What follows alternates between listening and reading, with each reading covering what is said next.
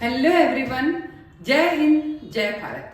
आज अपन बात कर रहे हैं पॉलिटी के अंदर कुछ इंपॉर्टेंट टॉपिक। संविधान के ऐसे दो संशोधन जो बहुत ही इंपॉर्टेंट है, 42वां संशोधन और कौन सा 44वां संशोधन, जो कि 1976 और 78 में किए गए, जो कि इंदिरा गांधी सरकार और मोरारजी देसाई के समय किए गए थे। आपातकाल के समय लागू किए थे, बट कुछ प्रॉब्लम्स आई जब 1976 के अंदर मिनी कॉन्स्टिट्यूशन बनाया गया, संशोधन किया गया था 42वां संशोधन। अब उसकी इतनी सारी शक्तियां बढ़ा दी गई और उन शक्तियों को कम करने के लिए फिर से 44वां संशोधन लाया गया था 1978 के अंदर। तब आज इस क्लास के अंदर सिर्फ और सिर्फ बात कर रहे हैं अपन 42वां संशोधन, जो कि मिनी कॉन्स्टिट्यूशन है, और 44वां संशोधन। सबसे पहले बात करते हैं मिनी कॉन्स्टिट्यूशन, लघु संविधान जिसे कहा जाता है, 42वां संशोधन। 42वां संशोधन जो कि इंदिरा गांधी सरकार के समय लाया गया था, जो कि 1976 के समय हुआ था। अब इसके अंदर क्या किया गया, धर्मनिरपेक्ष अखंडता शब्द जोड़े गए। इसके अंदर जो सभी शक्तियां हैं वो बहुत ज्यादा बढ़ा दी गई, और इसी शक्तियों को देखते हुए 42वां संशोधन कैसे हुआ, पहले उसकी बात करते हैं। 42वां संशोधन जिसे लघु संविधान, मिनी कॉन्स्टिट्यूशन भी कहा जाता है, और ये कब आया था, 1976 में। बात करते हैं पारित कब हुआ था। ये पारित हुआ था, जल्दी से बात करते हैं, 2 नवंबर 1976। 2 नवंबर 1976 को पारित हुआ और 18 दिसंबर 1976 को लागू हो गया। 2 नवंबर 1976 को पारित हुआ, 18 दिसंबर 1976 को लागू ही हो गया। फिर बात करते हैं सरकार कौन सी थी। सरकार थी इस समय इंदिरा गांधी सरकार, और आपातकाल का समय था। इंदिरा गांधी सरकार थी, आपातकाल का समय था। पारित हुआ 2 नवंबर 1976, लागू हुआ 18 दिसंबर 1976। उपनाम था लघु संविधान, जिसे मिनी कॉन्स्टिट्यूशन के नाम से जानते हैं। समिति कौन सी थी, स्वर्ण सिंह समिति मुख्य बिंदु। इसके द्वारा समाजवादी, धर्मनिरपेक्ष अखंडता शब्द जोड़े गए।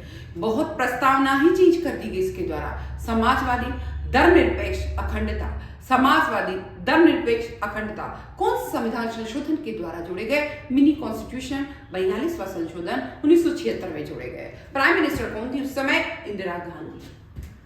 डीपीएसपी नीति निर्देशक तत्व, 39A विधिक सहायता, 43A श्रमिक भागीदारी, 48A पर्यावरण संरक्षण, ये सब इसमें जोड़े गए। क्या क्या जोड़े गए, 39A में डीपीएसपी नीति निर्देशक तत्व, विधिक सहायता, देन फिर उसके बाद 43A श्रमिक भागीदारी, 48A पर्यावरण संरक्षण भी इसमें जोड़ा गया। मौलिक कर्तव्य, अनुच्छेद 51A 10 कर्तव्य की बात करता है। मौलिक कर्तव्य 51A 10 कर्तव्य की बात करता है। मौलिक कर्तव्य इसके अंदर जोड़े गए, 10 कर्तव्य जोड़े गए 51A। लोकसभा विधानसभा का कार्यकाल इस संविधान के, इस संशोधन के द्वारा पहले 5 वर्ष था, उसको 6 वर्ष कर दिया गया। पहले 5 वर्ष था, इस संशोधन के द्वारा 5 से 6 वर्ष कर दिया गया। न्यायिक पुनरावलोकन सीमित और केंद्र को अधिक शक्ति दी गई। मतलब न्याय की शक्तियां सीमित की गई, केंद्र को बहुत अधिक शक्तियां दी गई। न्याय की शक्तियां सीमित, केंद्र की शक्तियां अधिक कर दी गई। लोकसभा विधानसभा का कार्यकाल 5 से 6 वर्ष कर दिया गया। इस संशोधन के द्वारा पहले 5 वर्ष था, और इस संशोधन के द्वारा 5 से 6 वर्ष कर दिया गया। 10 कर्तव्य 51A में थे। समाजवादी, धर्मनिरपेक्ष अखंडता शब्द इसके द्वारा जोड़े गए, और डीपीएसपी 39A विधिक सहायता, 43A श्रमिक भागीदारी और 48A पर्यावरण संरक्षण इसके द्वारा जोड़ा गया। फिर बात करते हैं महत्व क्या था संविधान के। इसके द्वारा मूल संरचना ही बदल गई, क्योंकि इसमें 3 शब्द जोड़े गए, धर्मनिरपेक्ष, समाजवादी, अखंडता। सुप्रीम कोर्ट मिनर्वा केस था 1980। संसद की असीमित शक्ति को असंवैधानिक घोषित किया गया। इसमें संसद को बहुत अधिक शक्ति मिल गई थी, इसके द्वारा जो है इसको असंवैधानिक घोषित कर दिया गया। 44वां संशोधन ने इसको हटा दिया, इसको बाद में बात करेंगे 44वें के बारे में। अब आता है 44वां। भाई जो 42वां संशोधन था उसको मिनी कॉन्स्टिट्यूशन किया गया था। कॉन्स्टिट्यूशन तो अपना पहले आ गया था 1950 में, पर इतना बड़ा संशोधन हुआ 76 में, तो इसीलिए इसको क्या किया गया था, लघु संविधान। इसकी प्रस्तावना में 3 शब्द जोड़ दिए गए। 5 से 6 वर्ष उसकी जो है कर दी गई कार्यकाल। 44वां संशोधन सबसे बड़ा इंपॉर्टेंट है। 44वां संशोधन, इसमें एक ही चीज बहुत इंपॉर्टेंट है, इसके द्वारा संपत्ति का अधिकार हटा दिया गया। इसके द्वारा संपत्ति की जो बहुत असीमित संपत्ति रख सकते थे उसको हटा दिया गया। 1978 मोरारजी देसाई सरकार के समय ये संशोधन आया था। मोरारजी देसाई सरकार के समय ये संशोधन आया था। और 1978 में आया था। सरकार कौन थी? जनता पार्टी सरकार। सरकार कौन सी थी? जनता पार्टी सरकार। उद्देश्य था जो 42वें संशोधन हुआ था 1976 में, जिसके द्वारा बहुत ज्यादा शक्तियां आ गई थी, उसको सीमित करना था। तो कार्यपालिका की शक्तियों को सीमित कर दिया गया। और जो 1976 में 42वें संशोधन में कार्यपालिका की शक्ति बढ़ा दी गई थी, उसके द्वारा 44वें संशोधन में फिर उसको सीमित कर दिया गया और नागरिक अधिकारों की सुरक्षा बढ़ाई गई। फिर बात करते हैं आपातकाल। अनुच्छेद 352 आंतरिक अशांति शब्द था पहले, अब इसके द्वारा सशस्त्र विद्रोह जोड़ दिया गया। आंतरिक अशांति के स्थान पर सशस्त्र विद्रोह 44वें संशोधन द्वारा जोड़ा दिया। वेरी इंपॉर्टेंट है, आंतरिक अशांति नाम था पहले, उसकी जगह सशस्त्र विद्रोह जोड़ दिया गया 44वें संशोधन के द्वारा। आपातकाल लगाने हेतु कैबिनेट की लिखित सलाह आवश्यक मानी गई। 44वें संशोधन के द्वारा अगर आपातकाल लगाना है तो कैबिनेट की लिखित सलाह होगी तो ही आपातकाल अप्लाई जा सकता है। ये 44वें संशोधन में क्लियर लिख दिया गया। फिर आपातकाल की अवधि 1 माह, पहले 2 माह थी, अब 1 माह कर दी गई। आपातकाल की अवधि 2 माह से घटाकर 1 माह कर दी गई। आपातकाल की अवधि 2 माह से घटाकर 1 माह कर दी गई। किसमें? 44वें संशोधन। बस 1 महीना ही रखना आपको आपातकाल। मौलिक अधिकार, अनुच्छेद 19 की स्वतंत्रता पुनः बहाल की गई। अनुच्छेद 19 जो था उसकी स्वतंत्रता पुनः इसके द्वारा ला दी गई, जो पहले बंद कर दी गई थी। 44वें संशोधन के द्वारा जो अनुच्छेद 19 में लिखा है उसको पुनः लाया गया। केवल युद्ध, विदेशी आक्रमण की स्थिति में ही मौलिक अधिकार निलंबित होंगे। केवल युद्ध होगा या फिर विदेशी आक्रमण होगा, उसी स्थिति में आप क्या कर सकते हो? मौलिक अधिकारों से जनता को वंचित कर सकते हो। बट कौन सा वाला 20 और 21 जो अधिकार है उसको आप वंचित नहीं कर सकते। जीवन जीने का अधिकार को कभी वंचित नहीं किया जा सकता। आपातकाल भी लगे तो जीवन जीने का, केवल युद्ध और विदेशी आक्रमण की स्थिति में मौलिक अधिकार खत्म होंगे, युद्ध और विदेशी आक्रमण की स्थिति में। बट उसमें भी 20 और 21 जो है, जो अनुच्छेद 20-21 में लिखा है वो कभी भी निलंबित नहीं होगा। अनुच्छेद 1F और 31 समाप्त कर दिए गए। अनुच्छेद 191F और 31 समाप्त कर दिए गए, यानी संपत्ति का अधिकार अब केवल वैधानिक अधिकार रखा गया। अनुच्छेद 300A है। अनुच्छेद 300A है जो सरकार की संपत्ति है, उसमें बहुत ज्यादा संपत्ति रख सकते हो, पर जनता बहुत ज्यादा संपत्ति नहीं रख सकती है। संपत्ति की शक्तियों को सीमित कर दिया गया, तो संपत्ति का अधिकार खत्म कर दिया गया।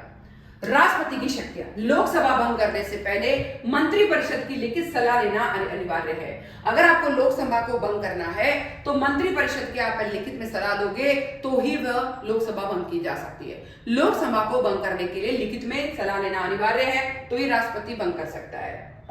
फिर प्रधानमंत्री और मंत्रिपरिषद, प्रधानमंत्री लोकसभा या राज्यसभा दोनों का सदस्य हो सकता है। प्रधानमंत्री लोकसभा और राज्यसभा दोनों का सदस्य हो सकता है। लोकसभा या राज्यसभा दोनों का सदस्य हो सकता है। लोकसभा और राज्य विधानसभाओं का कार्यकाल, पहले 42वें संशोधन के द्वारा इनका कार्यकाल 5 से 6 वर्ष कर दिया गया, पर 44वें संशोधन जब 1978 में लाया गया तो 6 वर्ष था, उसको घटाकर वापस कितना कर दिया? 5 वर्ष। 6 वर्ष से घटाकर वापस कितना कर दिया गया? 5 वर्ष। 6 वर्ष से घटाकर 5 वर्ष कर दिया गया। ठीक है, तो इस तरीके से नागरिक स्वतंत्रता की सुरक्षा हुई। ठीक है, कार्यपालिका शक्तियां नियंत्रित हो गई। 42वें संशोधन से उत्पन्न जो केंद्र सरकार की, मतलब कुल मिला के केंद्र सरकार जो है जिसमें केंद्रीय शक्तियां बहुत ज्यादा आ रही थी, 44वें संशोधन के द्वारा उसको फिर कंट्रोल कर दिया गया। ठीक है, पर 44वां संशोधन नागरिक स्वतंत्रता का रक्षक है।